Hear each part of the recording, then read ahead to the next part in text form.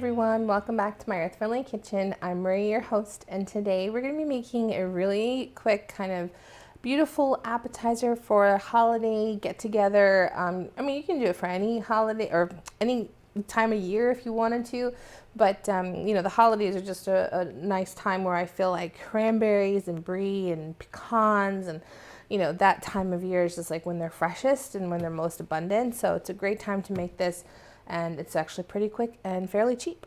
So we're gonna start by rolling out some puff pastry. I'm just gonna do a little bit of like a floured surface here, just so that I can roll it out nicely. I got the pre-made puff pastry today because it was on sale. And I thought, oh, what can we do with this? But you know, you can make your own puff pastry. I also got the gluten-free brand, the Char brand, but you could do this with, you know, your regular puff pastry, even better. I would like to try to make this into like a ring of some sort. So I do want to try to, you know, make this a little bit more circular if possible from this rectangular shape. So we're just going to kind of start by rolling it out a little bit more, kind of rolling out the edges. And if it still has that kind of, you know, if it's even like a square, it would be even better than a rectangle. But we'll do our best, and that's what's helpful when you make your own dough, because you can start off with a ball. And not that I couldn't ball this up if I wanted to, but probably just easier to keep it as true to form as I can. Okay, well, that'll do for now. And then what we're gonna do is we're gonna start by placing our cranberry sauce onto the puff pastry. Now, I made this cranberry sauce earlier this week. You could follow that video if you want to. It's a nice short. And I'm just going to place it in a ring-like fashion. I'm going to do 2 rings, so that's why I'm just kind of making this on the smallish side. Okay.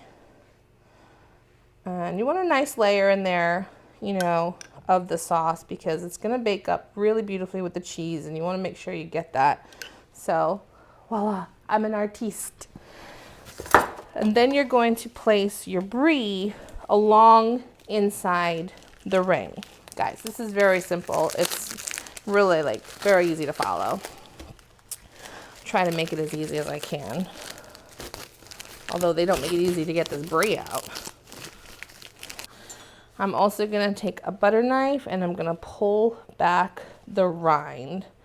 I'm going to try to piece it off. Sometimes it comes off in chunks. Sometimes you can get a nice big swoop like that.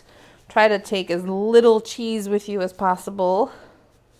Brie is, if you're not familiar, is an incredibly soft French cheese. It's really just melts so beautifully. I mean, you can eat it just raw like this with some crackers and some dips, or you can melt it. I love warm brie. So does my husband.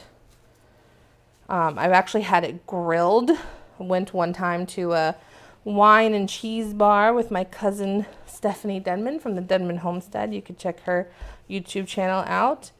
And she introduced me to this restaurant in Houston that had grilled brie. Oh my gosh, it was to die for. All right, so I'm just gonna start there, and I'm gonna take little chunks here and just drop them right on top. See, we're just gonna drop it. See how soft it is? Right on top. And just repeat. And you don't have to do it every single piece, but we're gonna get quite a bit on there.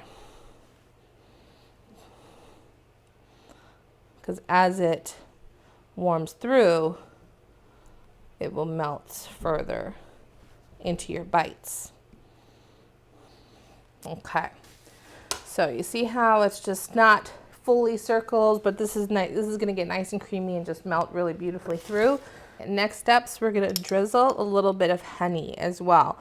This is some of my local honey. It's just really nice and sweet. You know, if you say if you use your local honey, it actually can help with your allergies. I don't know how true that is, but we like to support our local businesses no matter what. And I'm just drizzling on a nice generous amount because, you know, cranberry sauce can be a bit tart, and, you know, we want this to be a kind of well-rounded bite. So with the creaminess of the cheese and the sweetness of the honey and the tartness of the cranberry, it's going to be, you know, kind of one of those like umami type dishes. And then in addition to this, we're going to add some crunch. And we're going to do that by adding some chopped pecans inside. Now you could do chopped walnuts here if you want to. I think pecans go really nicely with this flavor profile. Walnuts sometimes are a little bit too woody, but just really nice kind of texture difference because everything otherwise would be kind of very soft and mushy, you know. And that is the filling. So then you're going to take a small paring knife and you're just going to go around in a circle. You're going to kind of make slits like triangles, like almost like a sundial. Start at the center and work your way back, but don't go all the way to the edge of your cranberries. You want to leave about a 1/2 inch gap because you're going to be folding these over. You're going to do the same thing here with these bigger pieces. Come right down to about 1/2 inch from your filling. And obviously this is why it's helpful if you have a circle, because then you know your pieces will be a little bit more even. And then you're just going to take these pieces and fold them over like this. And you're going to create a wheel. It's okay if they overlap. You know, some of it will ooze out, but you want most of it to stay in. So just like that. See, some of it's already oozing out. And silly me, forgot to assemble this onto my baking dish because that's what you should do, because now I have to figure out how to get this transferred without breaking it totally apart and spilling all the contents out. So let's see if it works.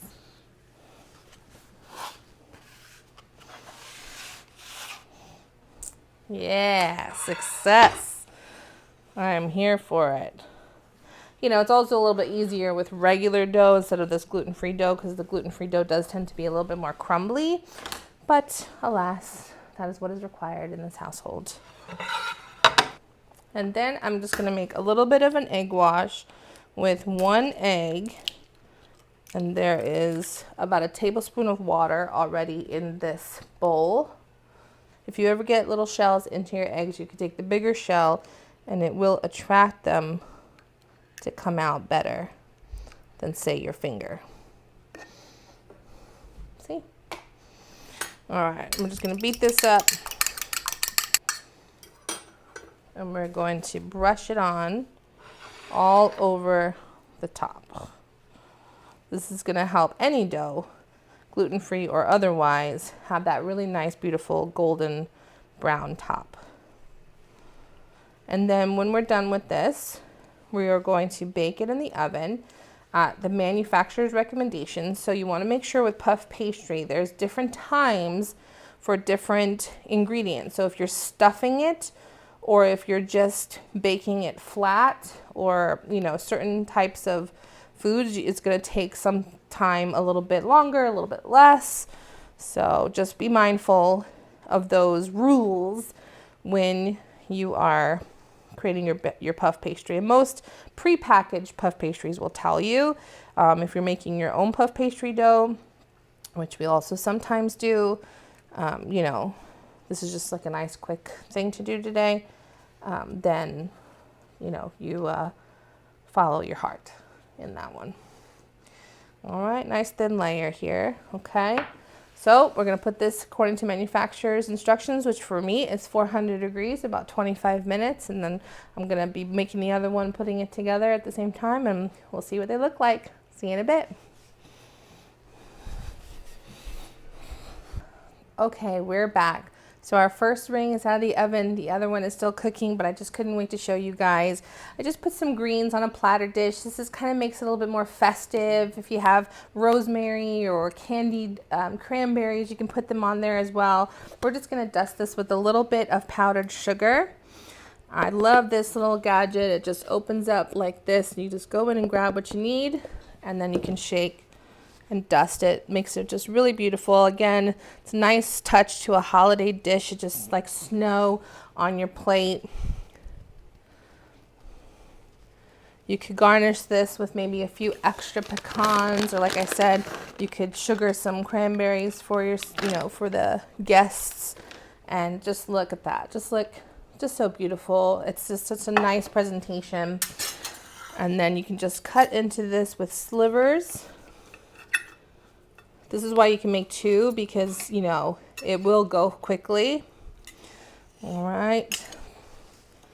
Just cut into this. I'm using a butter knife, obviously. It's puff pastry. You don't even need a knife, really. And then the melted cheese, it got a little bit dark here on the side. That cranberry and honey. I could smell the honey. It smells...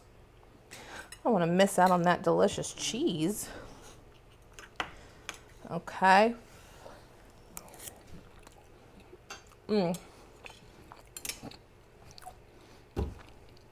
Everything comes so nicely together. Again, you're trying to create that perfect bite. The sweetness of the honey, the tartness of the cranberries, the creaminess of the cheese, and that little bite with the pecans. It really adds texture and just really uplifts it. You could, add different nuts if you want. Like I said, walnuts or pistachios even if you wanted to try with this. But I highly recommend. And if you don't like cranberry sauce, try it with something else, like an apricot glaze or a peach jam. I promise you it won't disappoint. So if you try it, please let me know in the comments. Otherwise, don't forget to like and subscribe to my channel for more recipes like this. And we'll see you on the next one. Bye.